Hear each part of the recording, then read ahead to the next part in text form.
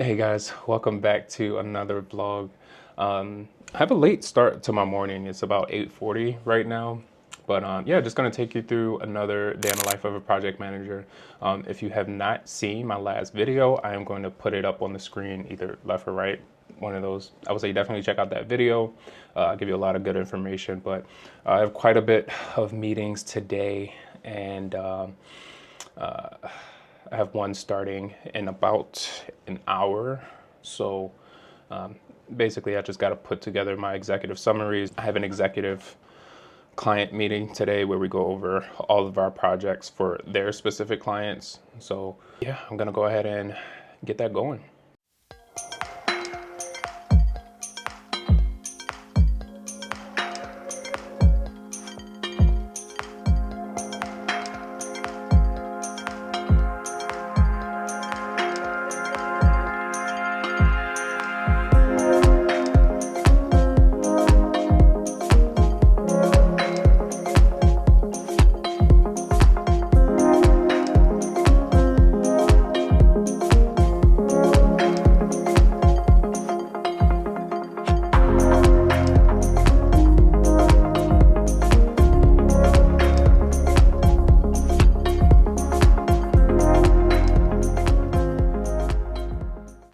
All right, so my meetings are done with, at least my morning meetings. So I had two. It lasted about 2 hours actually.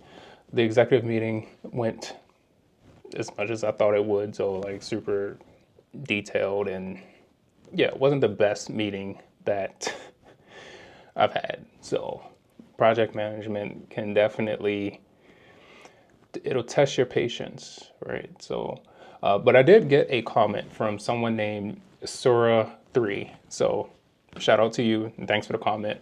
And I'll put that up here. So she mentioned that she's looking to get into construction project management, super nervous about it.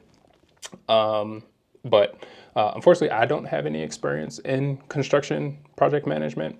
However, my wife is a assistant project manager for a construction company, and she's been through quite a few construction companies. So she would be better equipped to tell you about her experience and even what area to get into when dealing with construction project management. So let's head on over to what she has to say.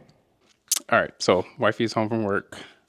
Yeah, I got a comment that said they're looking to get into construction project management, but I don't have any experience in in that area, and you do since you are an assistant project manager for a construction company. So I figured you would give your thoughts on what you do, what you like about it, what you don't like.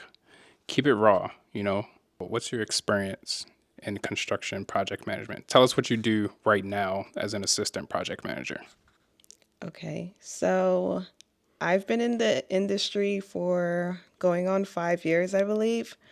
I started off as a project engineer, and as a project engineer, you really are just doing a lot of documentation for construction projects. So that includes like submittals, some invoicing, some RFIs, as well as Change requests. That's one thing I know. change orders. Change orders, yeah. You do a lot of change orders. So anything that implements say managing documentation, that's what a project engineer typically do. As a assistant project manager, you do a lot of the same things, but you start to get more into communicating with subs, more communicating with the architects and the owners. So that's basically what I do. I do a lot of the same things. Right now, I'm working on a lot of invoicing because we're wrapping up a project. So a lot of our invoices, last minute change orders, and like closeout documentations. That's what I'm doing right now. And that requires talking to subs every day, especially for closeouts. There's a thing called punch list that we have to get finished, basically last minute items that needs to be corrected or perfected. Yeah, Awesome. that's pretty Okay. much. Cool. I hope I answered your question. If not, you can ask more questions and I'll answer. Definitely put it in the comments if you have more questions. But learn Procore. That's a big. Not all companies use Procore. It's definitely, I would say, the best tool I've used so far. Bluebeam. No, Bluebeam's Oh, something never mind. completely different. I think I know. Procore is an actual project manager tool that a lot of companies use and try to implement into using. So if you're really if you're really into construction management, I would definitely say Procore is a good system to know. So when you're interviewing or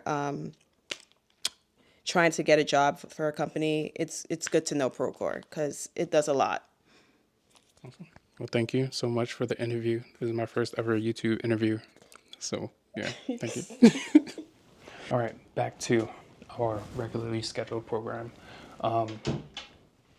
It is a little after 12 o'clock, so definitely getting something to eat. I went to, where did I go? Nando's the other day. Yesterday, actually. So I have some leftovers. So let's go ahead and cook that. I just realized that I didn't leave enough for myself today, at least for what I'm looking to eat. But yeah, the mango thigh bowl is the best thing ever. Literally, like this stuff is so good, better than Chipotle. So yeah, just gonna heat this up real quick.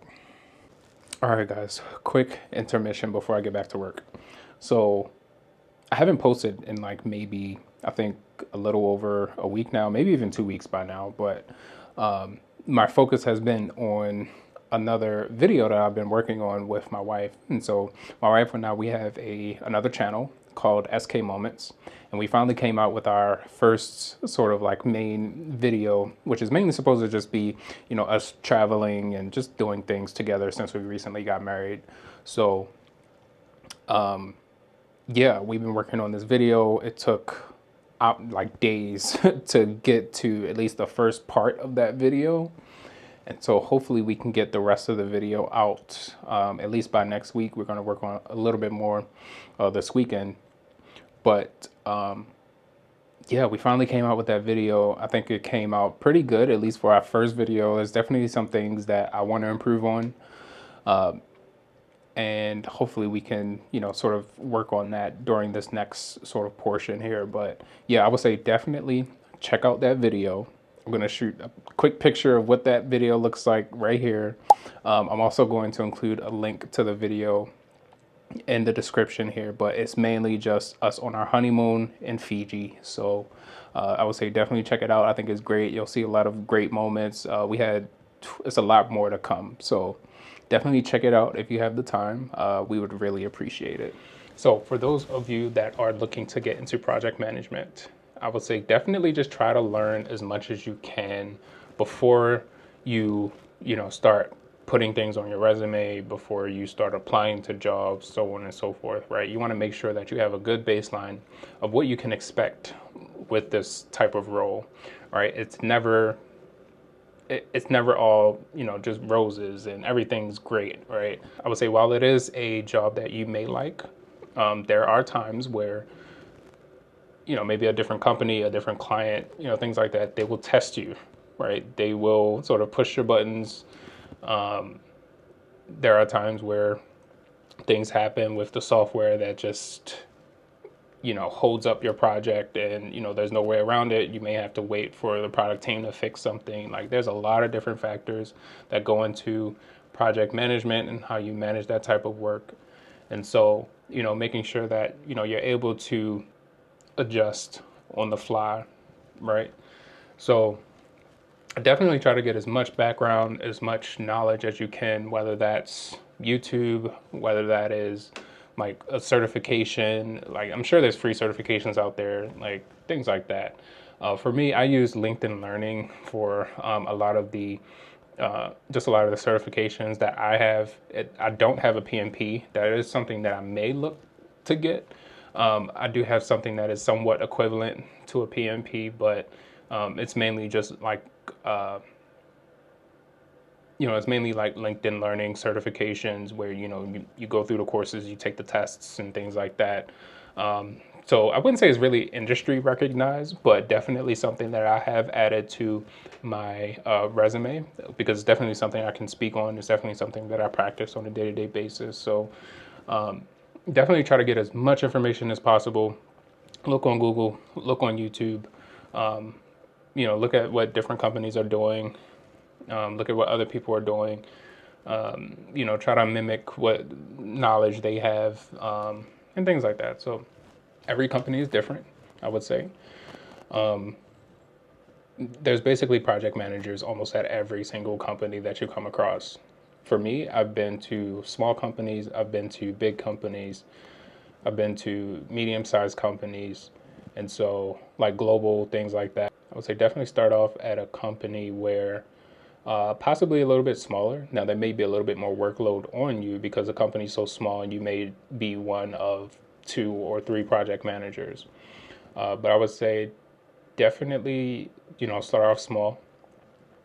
Of course, move your way to maybe even a mid-sized company if the smaller company doesn't really do it for you. And then you may like working at a bigger company. And so, you may want to move to a company that is a bit more global, but that also introduces a lot of different factors as far as project management. So I worked for a global company before, and, you have to work with varying time zones. Sometimes you have to get up earlier. Sometimes you have to work later. You're going to be working with people maybe in APAC, people in EMEA, things like that. So definitely keep that in the back of your mind if you're working for a global company, because that introduces new sort of factors into project management that you may want to get a little bit more knowledge on.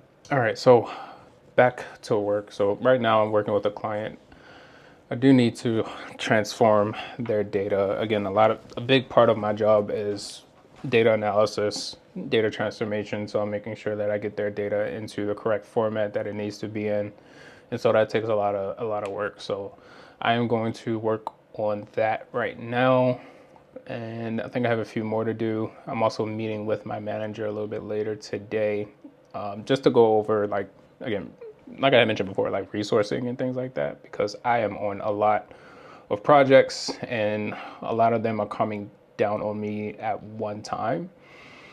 A lot of different clients are getting back to me generally at the same time. So I need to focus on divvying up that work to where I can focus on a few specific clients that are a little bit more sensitive. So I'm going to get working on that now. Oh, and another thing, if you want to get deep into work and, be focused and things like that, when you have something tedious to do, definitely get you some over-the-air headphones, right? Put on noise cancellation if possible, and turn on deep house music. So deep house music actually helps me out with so much, like helps me out with cleaning up the house, focusing on that, making sure like I clean up the house 10 times faster if I have on deep music. So deep house, like study music or anything like that, definitely try that. And I think you'll see a big difference in sort of like your output and how quickly you get things done. So just my opinion, could be different from, other people, but I would say try it. See how it works out for you.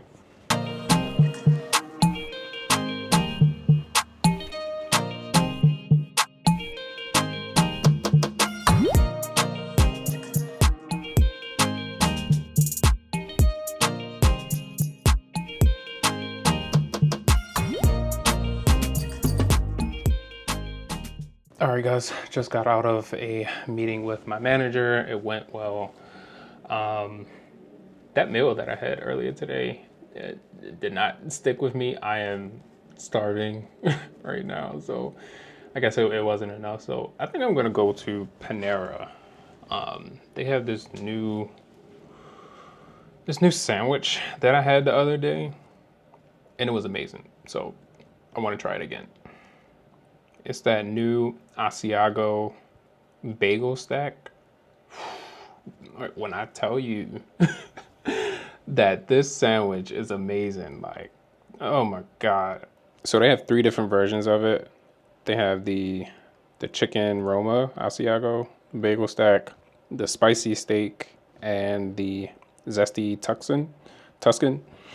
The last one that I had was the chicken Roma. Yeah, have y'all seen Pop the Balloon? Like, this show literally has me in a chokehold. Like, I could not stop watching this show. Literally every Wednesday, I will pull this up as soon as I can and watch the whole thing. I also watch T. Pendel's reactions to these, which makes it like 10 times funnier. But for this, I cannot wait. It's the reunion for like season 4. And yeah, I can't wait for his reaction. So I gotta watch it now. And it gets so bad that like I'll go ahead and watch the whole thing, and then I'll go to T. Pendel's channel and literally watch it again with his reaction. Like, it's crazy how like great this show is. So and this one is even crazier because they got this guy on here, and this guy is just, I don't know, he's just a lot. Him and this guy, like, what are you wearing? What are you wearing? This guy was hilarious. Everybody in the comments was talking about his hair, but now he cut it all off. And they was talking about this guy. They was saying his voice was too soft and things like that. It's just crazy. It is crazy. But I'm gonna go grab something to eat so I can go ahead and watch this.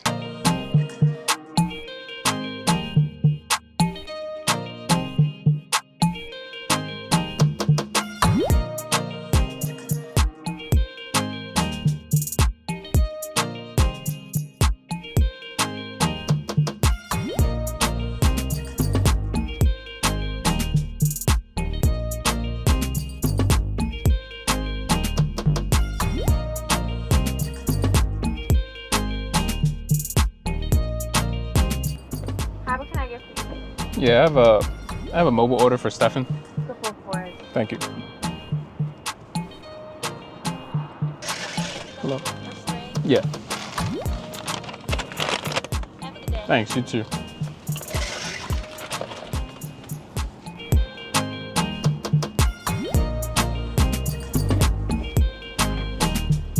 Put yourself together, put your outfit on. So for me, yes, I think men should stay out of women's business. So when it comes to beauty,